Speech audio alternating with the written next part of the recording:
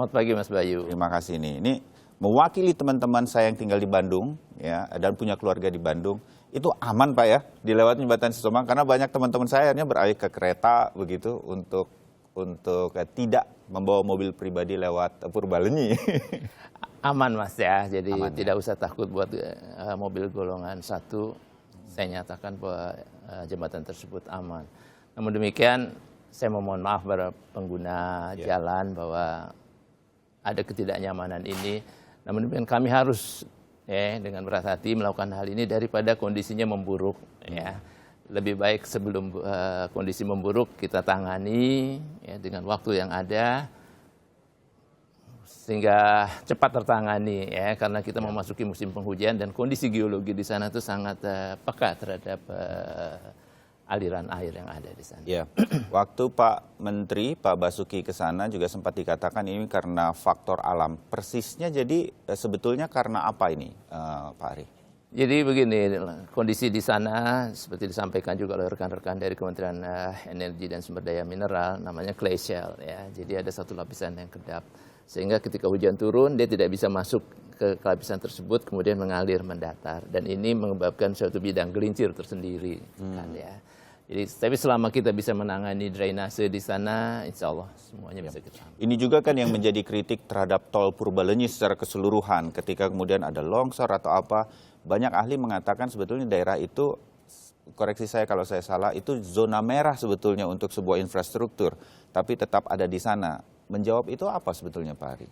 Ya, kalau dibilang seperti itu kan Indonesia juga daerah gempa. Apakah kita tidak boleh tinggal di sana? Intinya adalah kita tahu karakteristik itu dan apa yang harus kita lakukan. Antisipasinya. Ya, gitu dan di tempat-tempat yang zona merah itu kita lebih alert, lebih mengamati dengan teliti dan lain-lain.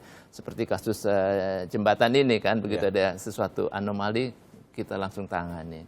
Jadi jembatan Cisomang yang bergeser 53 cm ini bisa ditangani dan akan aman lagi nantinya. Insya Allah Mas, ya kita yakin mengenai hal tersebut. Ya, nah ada beberapa jembatan kan Pak Ari di tol Purbalenyi yang kita lewati. Ada beberapa sebelum kita ngobrol nih, Bapak Ari menjelaskan saya ada 3 jembatan yang strukturnya begitu panjang ya, lebih dari 200 meter. Salah satunya Cisomang. Ini Kementerian PUPR selalu meninjau atau gimana Pak? Keamanan dari keseluruhan tol Purbalenyi dan jembatan-jembatan di sana? Ya, pada prinsipnya seluruh jembatan yang ada di Indonesia ini kan kita selalu amati ya. Itu tugas beratnya Bapak itu ya. Semua jembatan yang ada di Indonesia. Nah, khusus mengenai jembatan bentang panjang, dalam artian yang lebarnya bentangnya lebih dari 100 meter, dan atau tinggi pilarnya lebih dari 40 meter, kita masuk kategori jembatan bentang panjang. Nah, itu jembatan-jembatan yang mendapatkan perhatian lebih, ya selalu kita pantau dan lain-lain. Secara kontinu. Secara kontinu, Mas, ya selalu harus dilakukan day by day. Sehingga kalau ada sesuatu yang tidak normal ya kita bisa melakukan penanganan. Termasuk Cisomang ini ketahuan karena kontinunya pemeriksaan tersebut ya? Iya Mas, salah satunya kan dikatakan loh sejak tahun 2012 kan sudah diketahui mengenai ada betul gitu kan ya. Jembatan-jembatan boleh bergerak, artinya dalam desain kita diizinkan pergerakan-pergerakan itu dalam batas-batas tertentu. Ya ada pergerakan coba tangani dan lain-lain itu kan ya. Hanya di akhir-akhir ini intensitas hujan yang tinggi dan lain-lain terdapat pergerakan yang lebih cepat daripada biasanya. Dan untuk itu kita harus tangani dengan intensif. Iya. Nah, ini perbaikan belum dimulai sebetulnya ya Pak ya. Baru pembatasan saja untuk kendaraan-kendaraan yang dengan beban yang sangat berat begitu. Oh, sudah Mas, sudah dimulai. Oh, sudah dimulai. Jadi bukan baru akan dimulai pada awal Januari ya? Enggak, dari sekarang. Jadi sudah melakukan perbaikan-perbaikan. Berapa lama Pak Ari ini akan tuntas begitu secara perkiraan saja?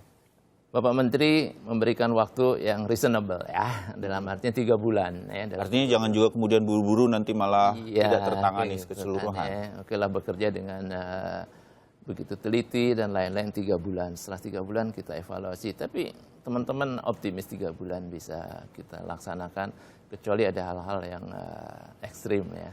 Ya, oke. Nah, dampak apa yang kemudian dilakukan secara umum saja gitu Pak? Kalau teknis mungkin saya dan para pemirsa tidak terlalu mengerti gitu. Apa yang sebetulnya dilakukan terhadap beberapa tiang yang kemudian terjadi pergeseran itu kemudian diapakan begitu? Oke, secara umum ya Mas ya. Satu, kita menghentikan pergerakan daripada fondasi dari tiang-tiang tersebut. Itu yang pertama harus kita lakukan. Ya. Caranya sekarang masih ada beberapa alternatif, yang mana yang paling cepat dan paling aman kita laksanakan. Gitu. Karena itu yang pertama. Yang kedua, pilar-pilar itu normalnya dia harus hanya menahan beban vertikal. Tapi karena sekarang bergeser, dia ada gaya yang tidak vertikal saja gitu. Maka ada keretakan ada begitu keretakan. Ya, Pak? Nah ini nanti kita juga akan perkuat lagi. Yang pertama supaya dia tidak pecah, kita akan bungkus dengan fiber, ya, ini perkuat. Nantinya kita akan jacketing, kita perkuat secara khusus. Secara garis besar seperti itu. Kemudian di samping itu hal yang kecil tapi sangat berpengaruh besar adalah sistem drainasinya kita lebih perbaiki lagi supaya tidak ada air yang jatuh dan meresap ke lapisan clay shell tersebut. Oh, itu juga akan menjadi perhatian begitu ya di jembatan Cisomang. Kalau jembatan dengan bentang yang tadi Pak Ari katakan itu di Purbalenyi sendiri ada berapa Pak? 3? Itu ada Cipada, satu lagi Cikubang ya, 3 yang lain. Nah kalau dari pantauan sampai saat ini 2 jembatan yang lain itu masih bagus begitu? Masih bagus ya, artinya masih dalam batas-batas normal. Tapi itu hal-hal semacam ini dengan kondisi alam yang mirip karena sepanjang tol Purbalenyi ini, hal-hal semacam ini bisa saja terjadi pada jembatan lain? Ya kalau dikatakan bisa gitu Kalau kan bisa, ya, tapi selalu kita amati dan sama dengan Cisomang, begitu ada yang aneh langsung kita tangani dan lain-lain ya. Seperti itu, tapi sejauh ini tidak ada yang di luar kondisi normal. Oke. Mengenai penutupan terhadap bis dan truk untuk melewati jembatan Cisomang dari sejak diberlakukan sampai kemarin misalnya liburan panjang Natal akhir pekan kemarin, bagaimana amatannya atau koordinasi dengan kepolisian di sana, Pak Ari? Yes. Saya pada kesempatan ini mengucapkan terima kasih kepada rekan-rekan dari kepolisian dan Kementerian Perhubungan. Ya, kita bekerja sangat erat. Yang ke arah Bandung ditangkap dari 2 exit. Ya. Yang pertama di Cadang, yang kedua di Purwakarta, ya, supaya tidak mengakibatkan antrian begitu panjang. Demikian juga yang di arah Bandung ke Jakarta, satu di Padalarang, satu Cikamuning.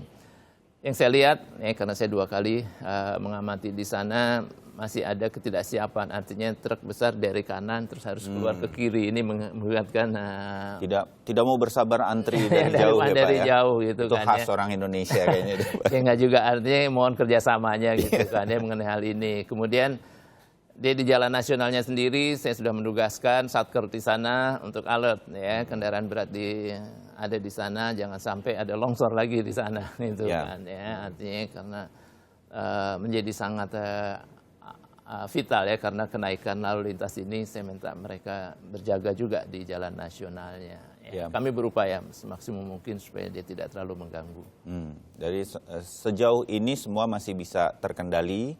Walaupun Purbalenyi ini kan menjadi penting sekali untuk ekonomi kita, transportasi perpindahan penduduk dari Jakarta dan Bandung begitu ya. Betul sekali Mas, dan ada pertambahan jarak lebih kurang 10 km kan ya kalau kita lewat jalan nasional. Untuk itu kami mohon maaf ya, terhadap ketidaknyamanan ini. Oke Pak Ari, mungkin bagian akhir Pak, himbauan apa lagi yang ingin disampaikan oleh Kementerian PUPR mewakili pemerintah yang bekerja sama dengan Kemenhub juga kepolisian berkaitan dengan perbaikan Cisomang yang butuh beberapa waktu lagi ke depan nanti?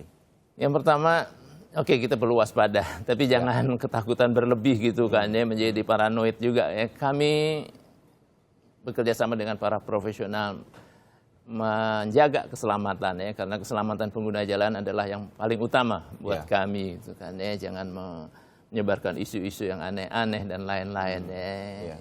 Mohon dukungan dan sekali lagi saya mohon maaf atas ketidaknyamanan ini. Kami berusaha yang terbaik untuk para pengguna jalan. Kami percaya itu Pak Ari dan teman-teman semuanya selamat bekerja, dan kalau ada apa-apa seperti Pak Basuki katakan tadi, kita pantau terus, kalau memang terpaksa harus ditutup, pasti nanti akan ada pemberitahuannya. Tapi selama belum ada pengumuman apapun dari pemerintah, jangan khawatir, tetap beraktivitas seperti biasa. Pak Ari, terima kasih. Mampir lagi untuk perkembangan nanti dari jembatan Cisomang. Saya harapkan yang terbaik untuk tol Purbalenyi. Ya, terima Kita kasih ketemu lagi. Mas. Ya. Ya. Boleh satu lagi Mas, sebetulnya silakan, Pak. Jasa Marga mengeluarkan namanya Jasa Marga Care ya. Jadi situ bisa di-download di yang Android ya di App Store ya, bisa dilihat dan itu akan diberitahu terus ya mengenai kondisi. Jasa Marga Care. Ya. Jadi JM kalau Care namanya. kalau harus Pak Ari datang ke Sapa Indonesia terus setiap hari kan sibuk ya Pak. Jadi bisa lihat Jasa Marga Care di App Store, begitu Anda bisa unduh untuk kemudian mengetahui segala perkembangan yang dilakukan Jasa Marga dimanapun di seluruh Indonesia termasuk Jembatan Cisomang. Ya, Terima kasih banyak Pak Ari sekali lagi. Ya. Nah itu.